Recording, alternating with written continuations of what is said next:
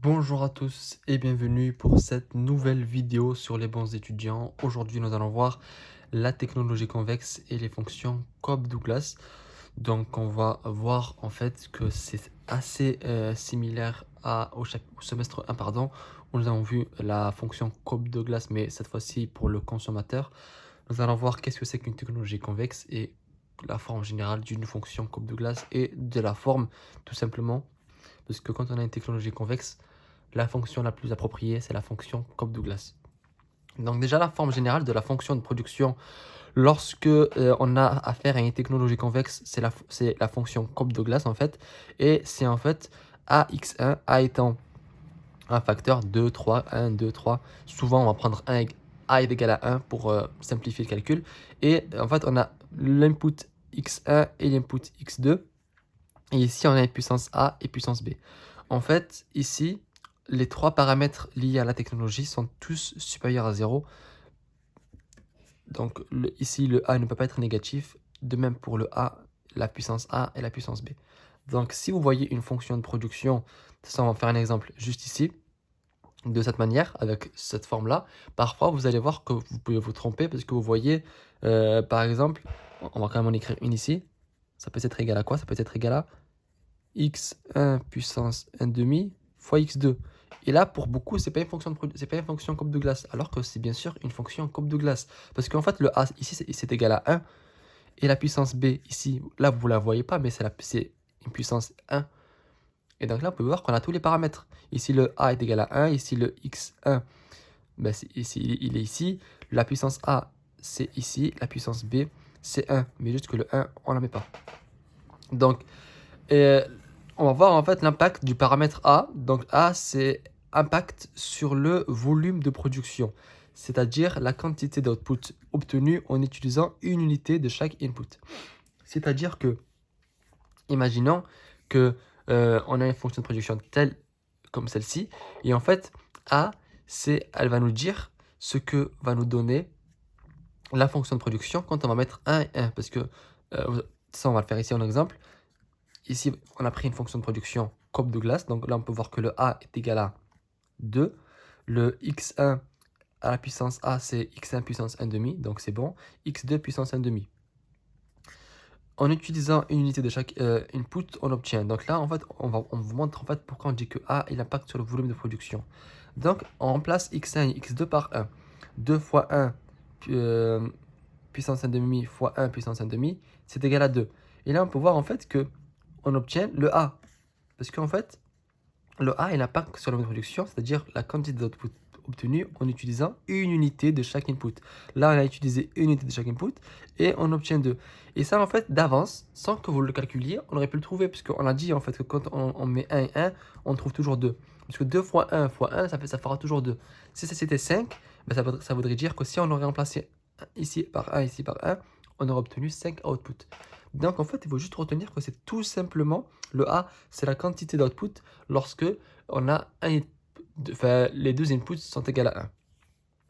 Et les paramètres A et B, ils impactent sur l'échelle de production. Donc ça ne va pas trop en revenir, c'est pas très intéressant, mais on va de toute façon s'en servir plus tard quand on va parler de maximisation de profit pour le producteur.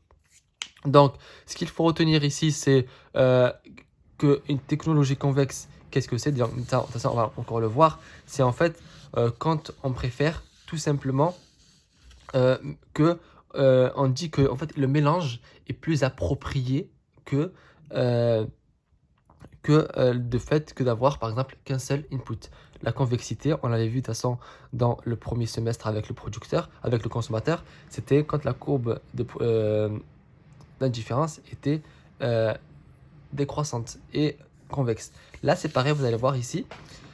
On parle plus de courbe d'indifférence, mais on parle d'isoquante. D'ailleurs, on va faire une vidéo spécialement sur les isoquantes dans une prochaine vidéo. On va en parler dessus. Mais pour les technologies convexes, c'est en fait ça. C'est-à-dire que le producteur va préférer le mélange de deux inputs. Et en fait, en réalité, c'est souvent le cas. C'est très rare que dans une entreprise, donc dans une boîte noire en microéconomie, on n'utilise qu'un seul input. Souvent, le mélange de deux inputs, c'est plus intéressant. Dans tout, un boulanger va mélanger sa farine avec de l'eau, de la levure, etc.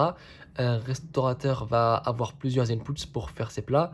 Un garage automobile va avoir plusieurs inputs. Il va avoir le travailleur, mais aussi tout ce qui est outils.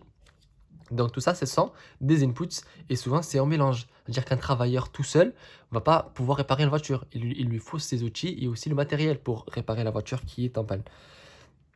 Donc en fait, la convexité, c'est tout simplement le fait qu'on préfère le mélange des inputs plutôt que d'avoir qu'un seul input. Donc, ce qu'il faut retenir, c'est qu'en fait, déjà de 1, la technologie convexe, c'est une fonction de la forme coupe de glace, souvent qui est la plus optimisée et qui va la représenter. La fonction coupe de glace, elle a comme forme générale, celle, comme je vous ai dit, un multiplicateur devant qui est, enfin un quotient devant qui est A, et ensuite qui multiplie l'input x1 et x2, qui sont tous les deux à une puissance. Attention, la puissance, ça peut être puissance 1.